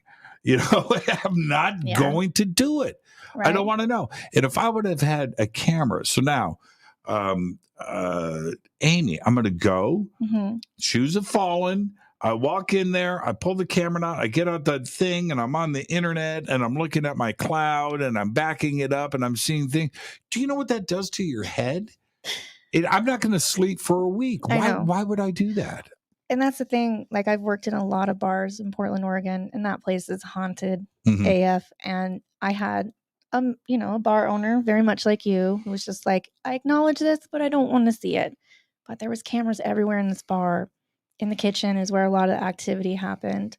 And we have footage of a backpack being pulled off a refrigerator and fell on the ground, and then it getting pulled under the sink. Yeah. And he freaked, and he was like, he did. He's like, I don't want to see it. I don't want to see it. I don't want to see it. And I was like, no, rewind it. Like, send it to, it's like a ghost paranormal show. This is incredible.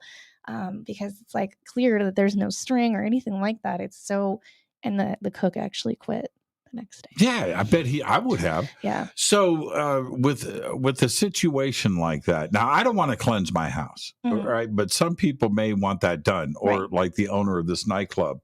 Is that what you did? Did he have? Oh, he wouldn't let me do any of that witch stuff. That's what he said. He just was like, let's ignore it. And he would have so many experiences because that bar was from 1934. It was old. Right.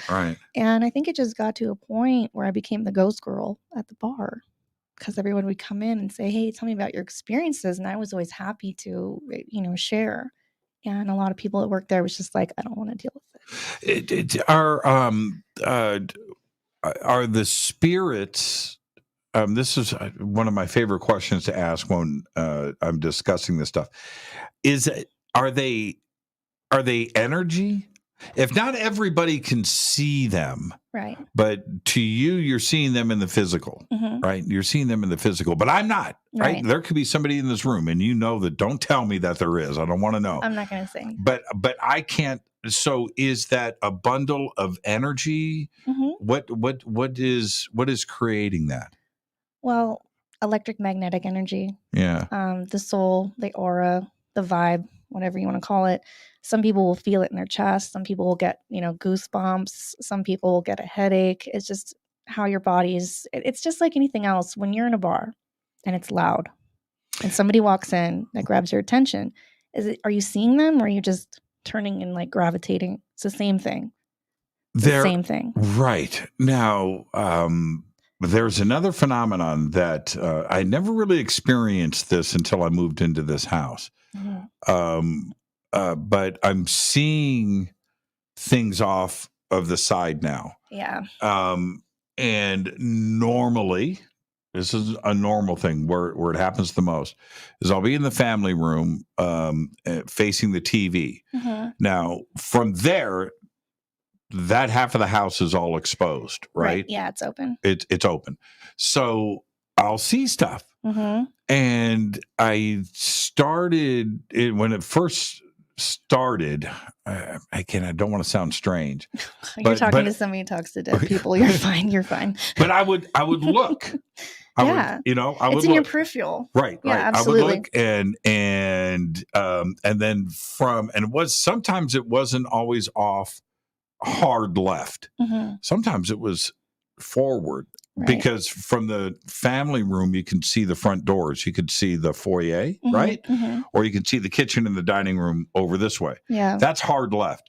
But so that could be something else. That could be something in my eye. That could be the but when it's forward, into the foyer, and I see something whoop whoop whoop whoop. First off, what is that? Number one. And number two, I ignore it now. I don't acknowledge it. Yeah, that's probably for the best. I don't freak out. Yeah, so that would be kind of the beginning of clairvoyance. Oh, great. Is it white or is it black? Both. Yeah. It's both. It's both. It's funny that you say that, that you ask me that, because it's been both. Mm-hmm. It's been light. Some of it staticky. Yeah. White static. Right. And the darker stuff is clumpy. Mm-hmm. And it's real. Yeah, It's real. It's absolutely real. Yeah. And I, talk to a lot of people that are experiencing this. So we're living in a really interesting time, the age of Aquarius. So this is where a lot of people are waking up to their psychic abilities. And it doesn't even matter if you don't believe in it. You may just be sensing it because the veil can be so thin at times. So that's really normal. And what about the property that you live on? Is that a big deal? I actually think that people are haunted more than places, to be honest, or that you're maybe a little bit more susceptible to that kind of energy because, people are like, oh, my place is haunted, or oh, I'm on an Indian burial ground. And that's typically not true. So Poltergeist, the movie? Mm-hmm. It's a movie. It's entertainment. Oh, man.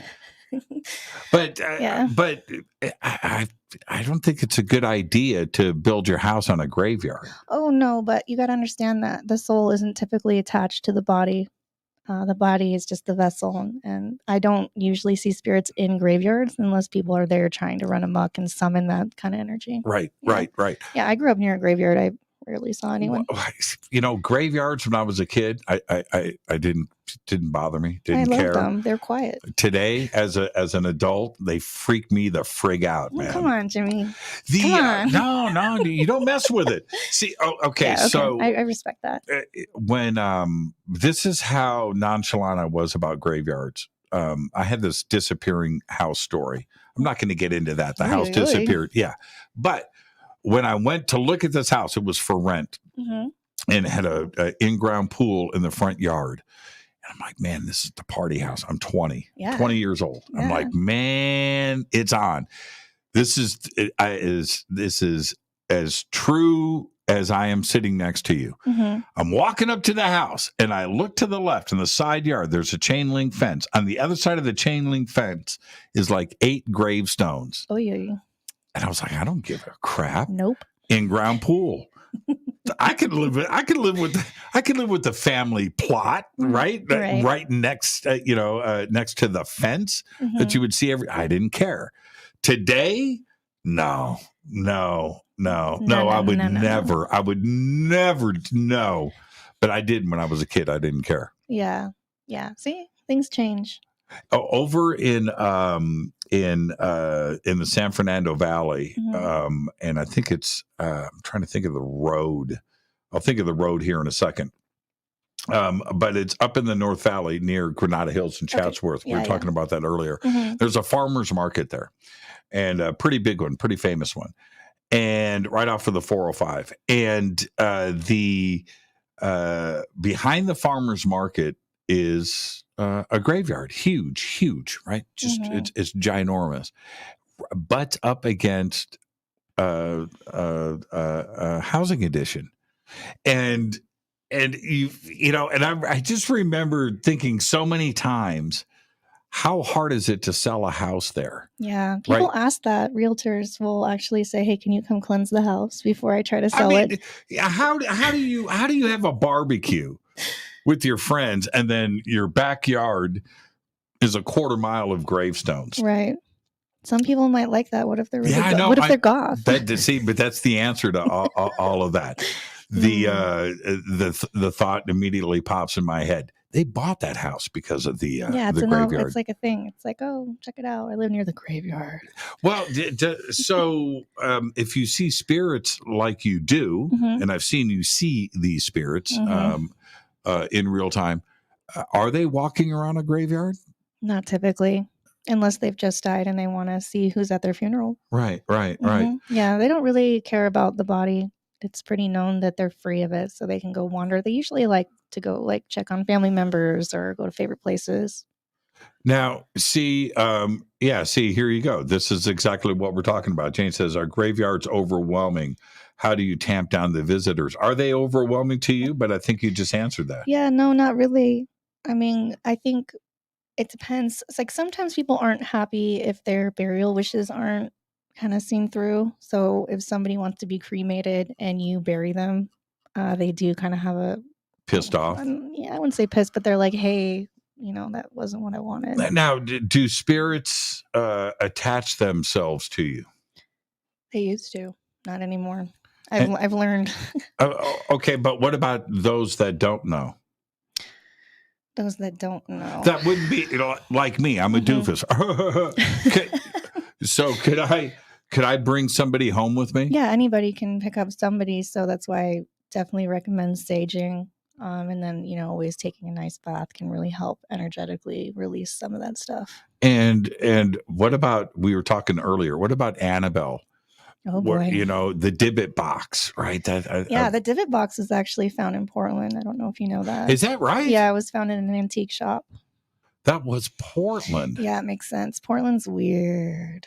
And not like a happy weird way. It's kind of creepy. So what about the creepy doll syndrome?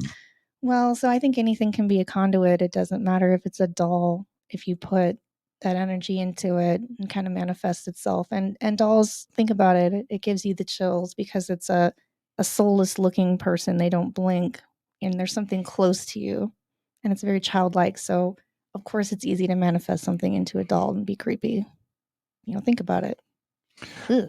What about, okay, can you, spells and incantations, can that be done? Could a doll or an object intentionally have a bad vibe put into it and then you gift it to somebody? Yeah, people that do that, that's a slippery slope. I know a lot of people who have gone down that road, but it's never a good thing to do because I don't want to say karma is, what, but it is because it's all intention. And if you put that ill will out, it will return. So I don't recommend doing that kind of stuff. And you also kind of have to answer for it when you pass. So think about it. Sure.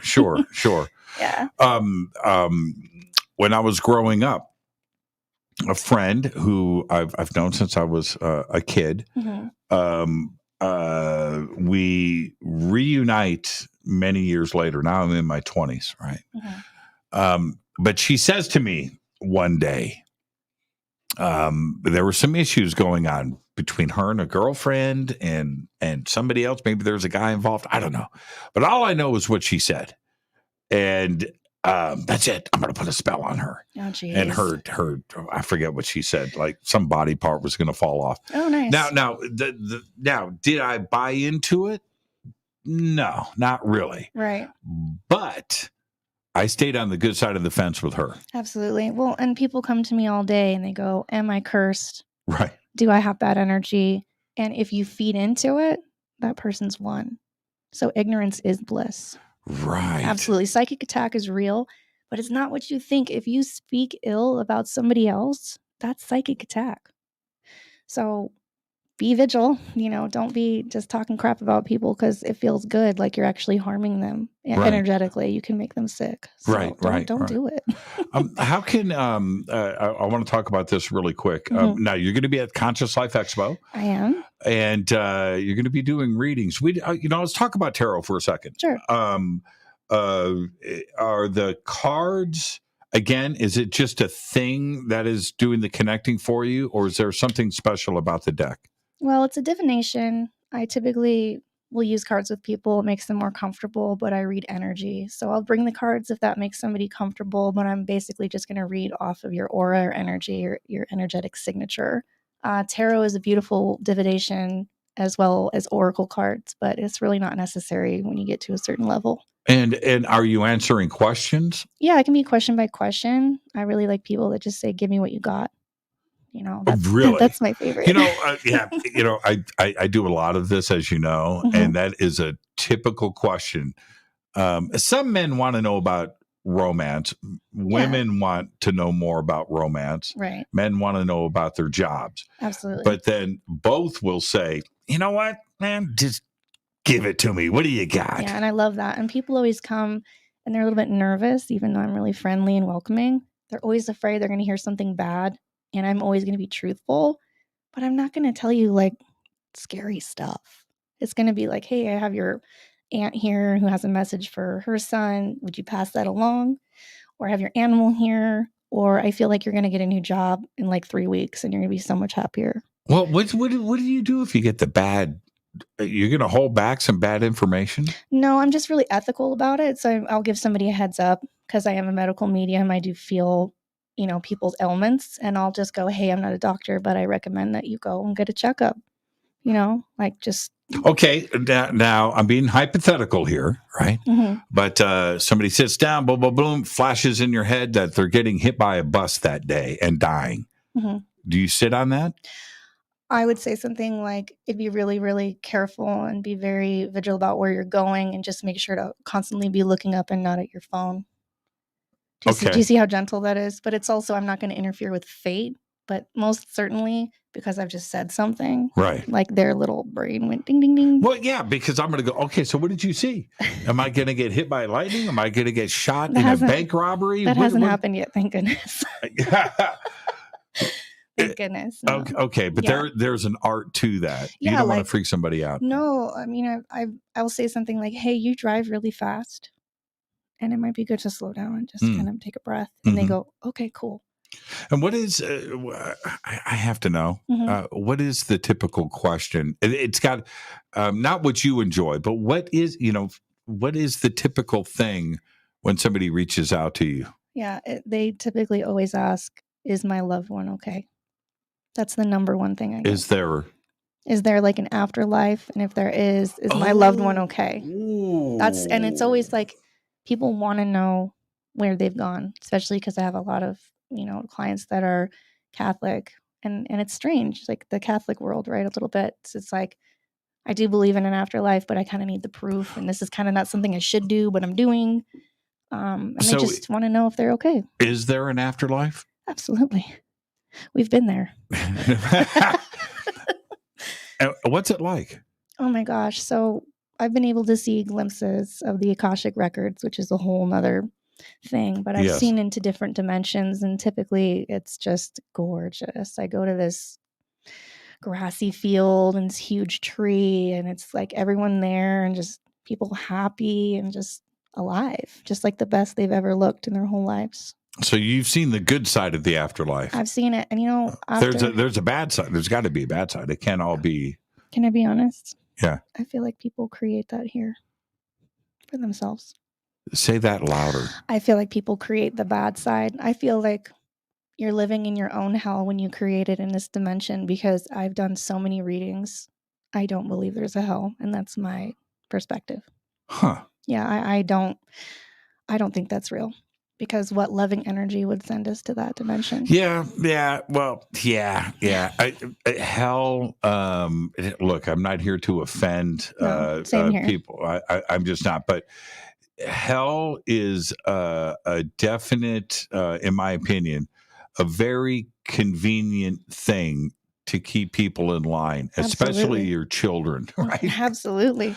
But I do have issues with this. Mm-hmm. And again, I'm not here to offend. I'm just telling you my personal experiences that that you have to show up to a specific building once a week and give money so you can feel good. Right. That there's something that doesn't quite sit with me. Now, billions of people on this planet do just that. Yeah. So I'm not here to offend. You do your own thing. But I just don't think, if there is a God like that type of God, that he wants that type of behavior going on, and that he's all up in my business. And for me to make him happy with me, I've got to go and do something like that every single week. Now, I've got issues with I can't explain it, but it just doesn't feel right. Right. And to me, I honor everyone's journey. And if they believe in hell, I respect that. And I'm not overly opinionated. I think opinions are extensions, not my actual wholeness of who I am. So I just, after speaking to thousands of spirits, and I've spoken to thousands of spirits, I've just never met one that has been to hell. And sorry, I just have my own feelings about that. Yeah. Again, you're right about that. It's everybody's journey. Right. Right. And honor the journey, man. My mom was a very, when she passed, she was all about the baby Jesus. Yeah. And, and that's where she got, after 80 years, she went from Ouija and tarot cards and Edgar Casey right. to the baby Jesus. And I respect that because we base our timeline off of that individual. All right. So to deny that, the power of that. And, I just think obviously that was a real person that incarnated here and had a lot of messages. So I'm not pooping on anyone's parade. No. My mom said something funny to me. This is a few years before she passed. I said, Mom, come on the show. She was so proud, right? She was proud of Fade to Black and Coast to Coast and, the TV shows and stuff. And, that's my boy. Right. All right. So, and I was talking to her on the phone. And I said, Mom, I just want you to come on the show. Now, what would I talk about? I said, you and Aunt Z. Right. You guys and the Ouija boards. No. I said, Mom, you took me to go see Chariots of the Gods. Which is amazing. Right. You taught me, or you told me about automatic writing and Edgar Casey. And yeah, I know. But that was me then. I was young.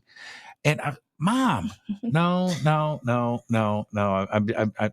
not going to do it. And she said, why? Why would I? I said, Mom, think about it. You taught me that life is not what it seems. Absolutely. And you made me who I am today, just giving me that open mind. Yeah, I know. Yeah, but I was young.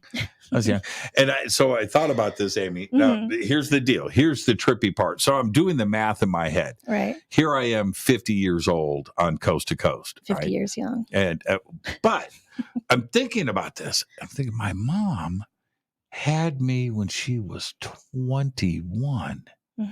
That means when all this craziness was going down, she wasn't but 26, 27. She was a baby. Right. And to think about how I look at life now and the challenges that she had. And at that age, 25, 26, 27, 28, 29 years old, she was going on that spiritual journey, man. She was right there. And that's beautiful because let's just say, kind of rounding back to your NDE, where you went. So now that you weren't there and your other loved ones and animals and people have been there too, is it really that sad for you? No. Knowing that they're in that state of like pure bliss? Right. I mean, it makes me feel better. Even though I miss my family, I want to hug them. I want to tell them, my stories every night and just like, yeah, I can see them, but I can't hug them physically. Right. But I can still speak to them and we can all speak to our family members. We can. We still are connected. There's no such thing as death. I just cut you off, but we're almost out of time. That's okay. Have you ever had somebody cut you off? I knew it. She was a bitch. Yeah. I knew she lied to me about that. Right? Where maybe they should have just let it go and not found out something that you know what I mean, changed their opinion of somebody. Right. Like most of the time when people cross over, it's water under the bridge. They've seen it all. They've experienced it all. Right. They don't hold grudges the way we do because those are earthly matters. Right. And so I've definitely had some people in spirit kind of cuss people out. Really? Or have strong opinions about who should be with who. Because you got to remember, these people are the same people that they were in this life. They're exactly the same. They tell the same silly jokes. They do the same silly stuff. So if they're opinionated here, they're going to be opinionated there. Now, here we go. Here's the ultimate, right? Here it is. Here it is. Okay. I saved the best for last. Oh, yeah. Yeah. Now, look, that right there. Okay. Here's my answer to that. The question is, should I play Mega Millions this week? It's over $1 billion. You got to play to win. Okay. Explain that. She whispered. You got to play to win. I get asked that all the time. Can you give me the winning lottery numbers? And if I had the answers to that, yeah, you wouldn't be here with me right now. It wouldn't be free will. So, I just say play with your heart. Anything you're going to do, go off of your intuition, and typically pick numbers that are important to you. People ask me, Jimmy, what would you do? What would happen if you, won the lottery? I would say you would never see me again. Take a good look, because there's a lot. You will never see me again. What about our friendship? Screw it. I don't, man. I'm on the moon. I'm gone, man. I moved to the moon. Sorry. I am out of here. Amy, where can everybody reach out to you? You can find me on Instagram, Amy Kristine Psychic Medium. That's Christine with a K, or amykristinespsychicmedium.com. And typically, you have a contact form. How can they say hello? Yeah, you can always DM me on Instagram. I do virtual or in-person readings if you're in California. And it doesn't matter. Energy's energy. It doesn't matter if you're in front of me or across the world. Now, you also work at a great crystal shop. I do. I've got some of I've got crystals here from the crystal shop. Everybody knows I'm a big crystal. Beautiful crystals. I'm so into it. Yeah. What's the name of the shop? It's called My Lucky Karma. It's located in the Antelope Valley, and it is beautiful. And the people that work there actually know a lot about crystals. It's a really nice shop. What's the name of the shop again? My Lucky Karma. Website? It should be myluckykarma.com. There you go. Yeah. And now, when I went in there with my loud mouth, oh my gosh, just a first name. I think it was the owner. Mm-hmm. What's her name? Leslie. Shout out to Leslie. Shout out to Leslie. It was you should have seen her face. Yeah. I just come marching in. Where's Amy? And it was really funny. Leslie, you're very cool. You've got a great shop, and you've got Amy there with you. So thank you so much, Amy. All the best. Have you guys? I mentioned earlier. We're out of time, but I want to get this in. You guys got engaged, you and Romeo, in Egypt. I was there, saw it. It was amazing. It was beautiful. Have you guys set a date? What's going on? We've not set a date yet. It's kind of hard to top Egypt, but I'm pretty sure we're going to set a date pretty soon. What does that? If you didn't even answer the question. No, we haven't set a date. Top Egypt. And well, how do you top going to Egypt and getting engaged? Yeah, no, you don't. No, you Actually, don't. you don't. You don't. Yeah. So I think we're just going to have something small, probably in Oregon, near a lighthouse, because, we're like that. There you go. Yeah. Amy, thank you so much. Thank you. You stay right there. You get to see how I wrap up the show. Nice. And I am going to do that right now. And let's see, tomorrow night, what am I doing tomorrow night? Oh, tomorrow night, Ron James is going to be here. He's got a new film out, Accidental Truth. We're going to be talking about all of that. Fade to Black is produced by Hilton J. Palm, Renee, Dennis, and Kevin. Webmaster is Drew the Geek. Music, Doug Aldrich. Intro, Spaceboys, spaceboymusic.com. Fade to Black is produced by KJ Sierra for the Game Changer Network. This broadcast is owned and copyrighted 2023 by Fade to Black and the Game Changer Network, Inc. It cannot be rebroadcast, downloaded, copied, or used anywhere in the known universe without written permission from Fade to Black or the Game Changer Network. I'm your host, Jimmy Church. Until tomorrow night with Ron James, here's Amy. Thank you. Go Backley Tappy. Oh, yeah.